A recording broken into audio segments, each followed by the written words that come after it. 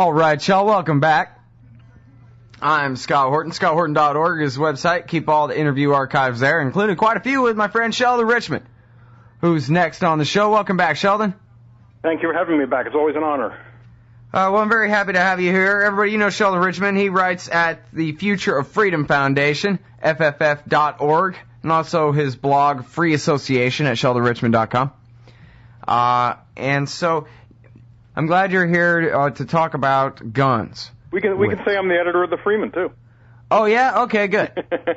He's also the editor of the Freeman, which you ought to read. It's about being free.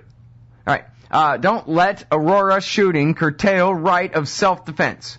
All the usual suspects, Gun Control Incorporated and everybody else who agrees with them, I guess, they always take every opportunity that they can.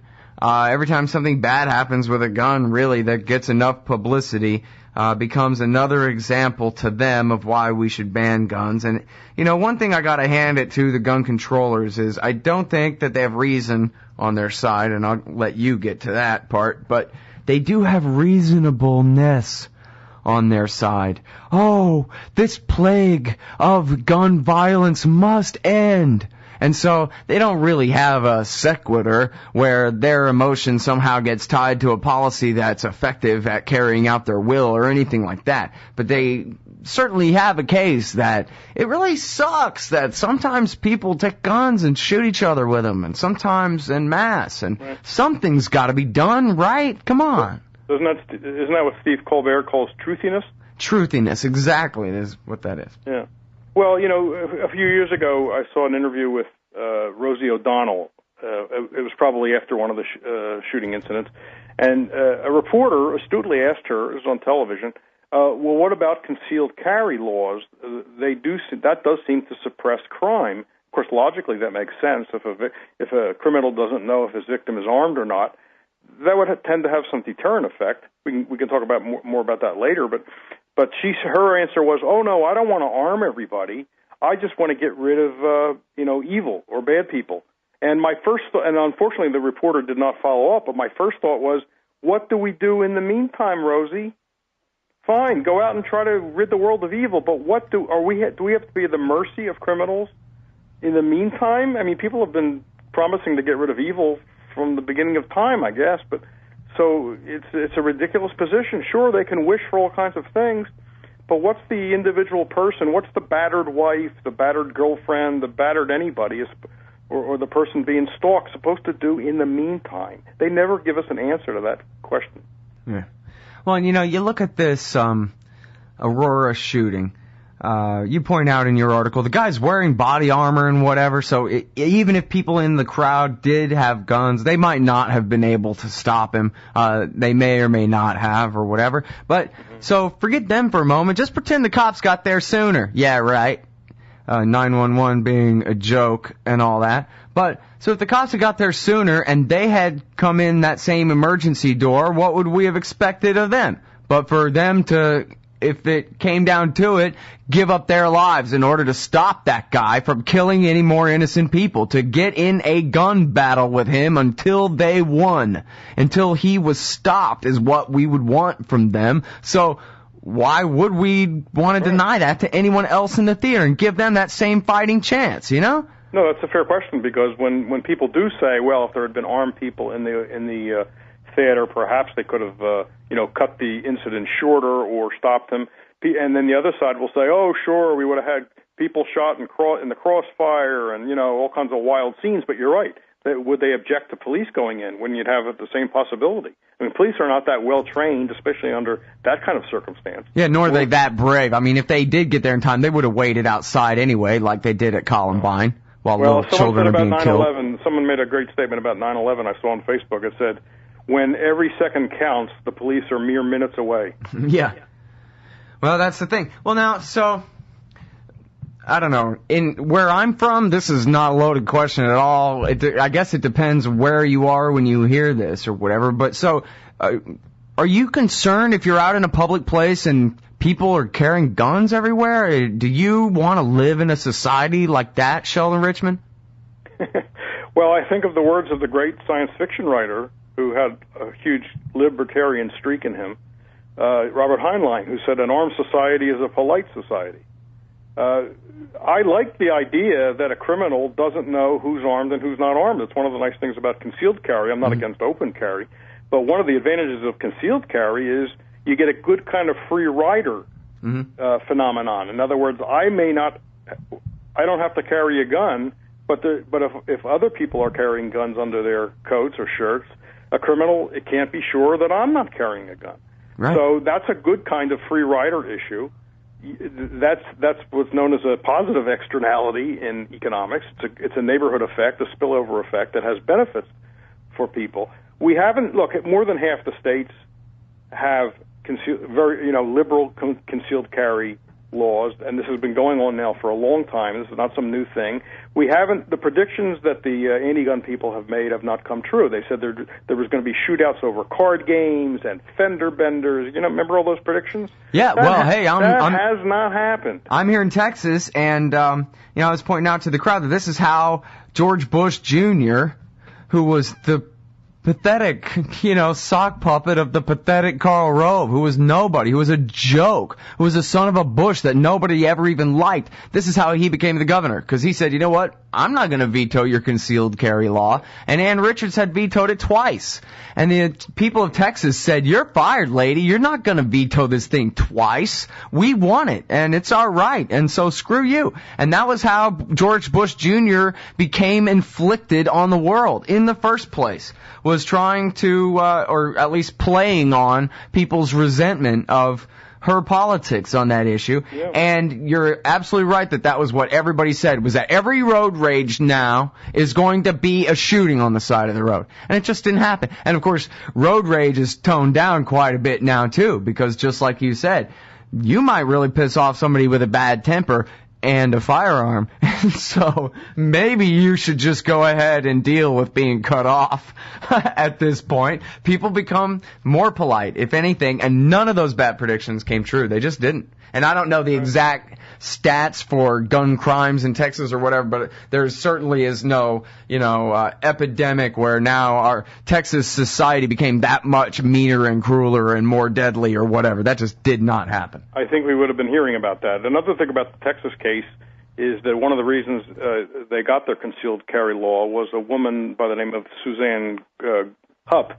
That's her married name. This was before she was married, but she was sitting in Luby's cafeteria in Killeen, Texas, one day when a guy drove through the plate glass window, popped out of his car, and opened fire on people. And she and her parents ducked under a table, and her father then tried to stop the guy without, he didn't have a gun. He was shot. Her mother was shot. She luckily survived it. But guess what?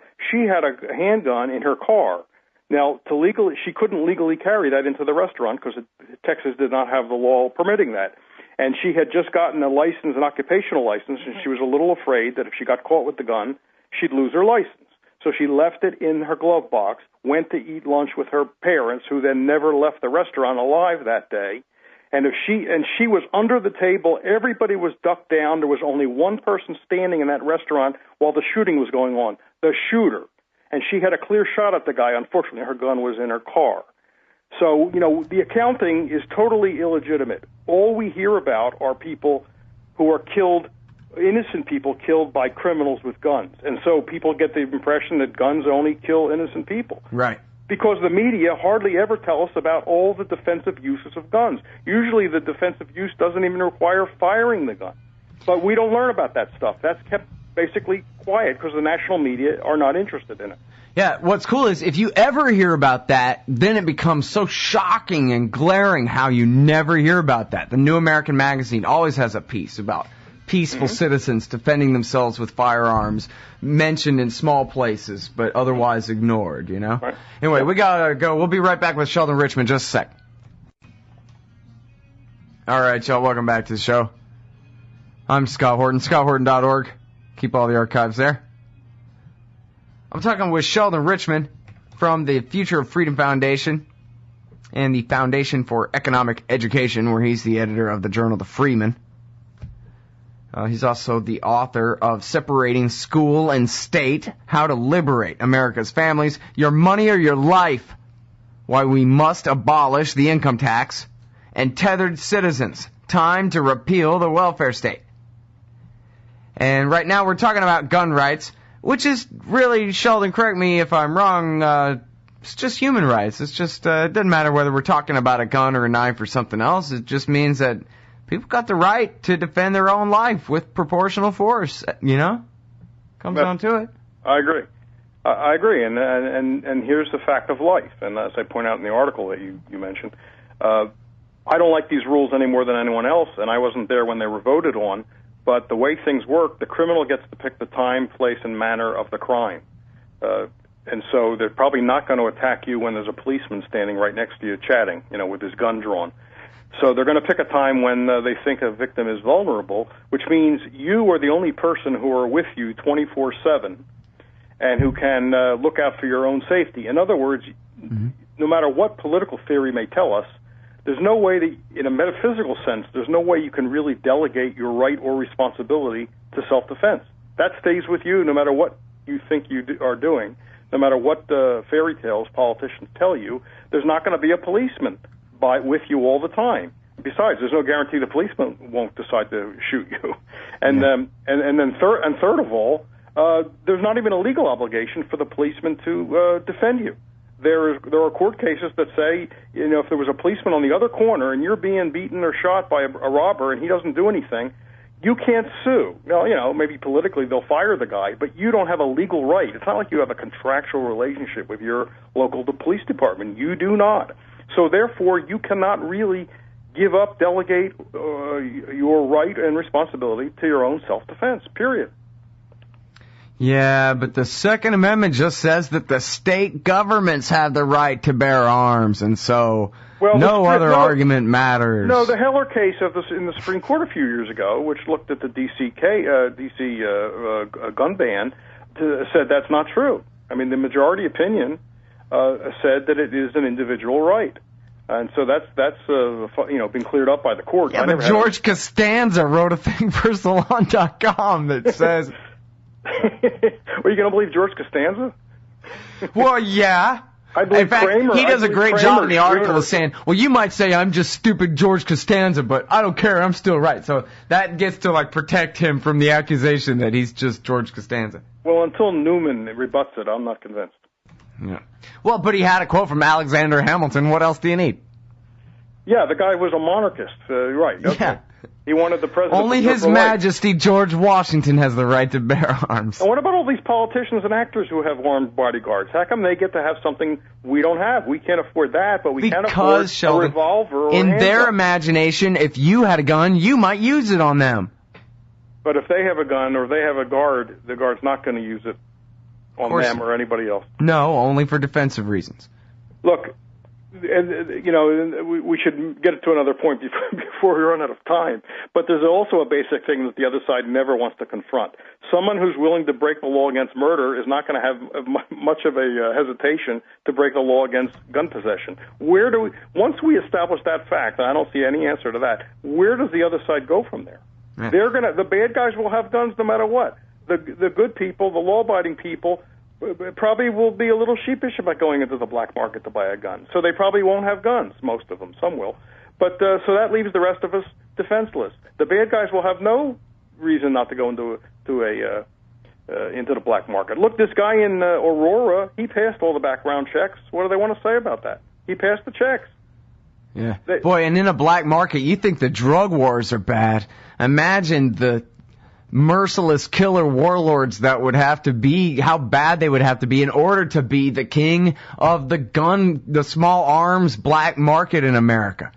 Anybody who knows that the drug war is insane should realize that any war on guns is equally insane, and vice versa. Anybody who knows that a war on guns is insane should realize that the war on drugs is insane. How come so many people are lying up on one side or the other? By the way, I'd like to pay tribute, just while I'm thinking of this, to the great late, unfortunately, Alex Coburn, who, while a great, one of the best of the lefties, anarcho-libertarians, knew that gun control was totally stupid.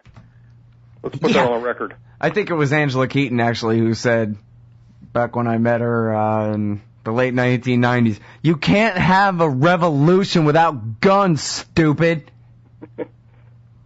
But get back to the, drugs versus guns. Lots of people who think the drug war is idiotic want to press a war on guns, and vice versa. And they must realize the two are intimately related. Conservatives have not learned the very elementary fact that the war on drugs fuels the war on guns, because the black market drug lords have guns, and then that causes people to say, "Yeah, we got to do something about guns." So they don't even realize they're working against themselves when they're committed to the drug war. Both of those things have to go. They're intimately related. They're two sides of the same coin. Yeah, it really is an interesting phenomenon, isn't it? How a typical liberal completely understands the black market economics and the failure of the drug war and prohibition on that end, and completely fails in the same logic when it comes to guns, and how it's the exact opposite on the right. Yeah, and it's just the libertarians in the middle who get it, that it's the exact same phenomenon at play. It shows you how compartmentalized people can, make their brains. The same people that are so concerned about privacy, as they should be, government intruding as well as private companies intruding, are for Obamacare. How can you be concerned about privacy, sensitive to privacy issues, and want the government to have such control over medical care? One of the most personal things we engage in is medical attention, and yet with the government paying the bill for a lot of people, and some people would have it pay for all of it, privacy would go down the drain. So I don't understand people that don't integrate issues. You got to look at these things together. Yeah. Well, I don't know. I have this imagination that says as soon as a human becomes a government employee, they become angels. And they become only a protector of things and never the violators of it. And it doesn't matter how many examples you can point out to the opposite. That's just going to be the way I see it, because I'm an American. Well, they should read Hayek's chapter in The Road to Serfdom called Why the Worst Get on Top. That would be a good education. Yeah. Well, why do the worst get on top? Because the best are busy barbecuing and drinking beer with their friends. It's because of the incentive system. It's what the government does. Government spends other people's money, and to get in office, you need to be a good liar and a good actor, and you need to, create a mood. It bears no relationship to what you'll do in office. You just need to create the right mood and push the right buttons. So people that are good at deception and acting and, being shysters, they're the people that get attracted to politics for the most part. You can find an exception here and there. There's an obvious one that you and I would both name. But that's why politics and government are the way they are. Mm-hmm. Yeah, what's funny is people are so used to it when they see somebody like Ron Paul, who is actually a decent human being, they think, well, he just doesn't fit in up there. And they don't even really see what it is. He's decent. The rest of them are devils. That's what you're noticing. But one of these things does not belong, so they don't vote for him. They vote for, who's the worst of these people. That's who I want to be my leader. That's what we equate with leadership skills. It's like, who had someone else do his hair the best this morning, Yeah. Well, and, people are afraid that in the private sector, it's going to be, it can't be unregulated by government because people are, self-serving. And yet they think people in government are not self-serving. That's a big joke. But I would say, look, Ron Paul, in a sense, doesn't break that mold. Ron Paul is self-serving. He just attaches such a high value to liberty and his own liberty. That's the self he wants to serve. Right. Get freedom for everybody, not just him. So he in a way, he's being as selfish as anybody in politics. It's just he has different values. Right. He's determined to stay consistent for human liberty. Yes, for his own selfish interest, which also benefits the rest of us. Yeah, good for him. Yeah, I love that guy. It's good for him. So this is just nuts. I mean, any policy that comes out of this Aurora case, unless it's liberalization of getting rid of gun laws, is going to be bad policy. Well, and I think it's bad politics at this point. I forgot where it was, but I think there's a pretty mainstream Democrat strategist type person one time said that they really learned the lesson from 2000 that Al Gore had this reputation of he's against your gun rights, and that was just the worst brand name for Democrats, that they're the anti-gun party, and they just wanted to be rid of that thing for their own selfish reasons.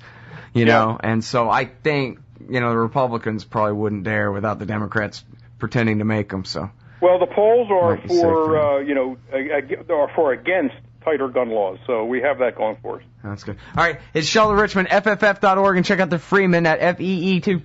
Thanks, Sheldon. Thank you, Scott.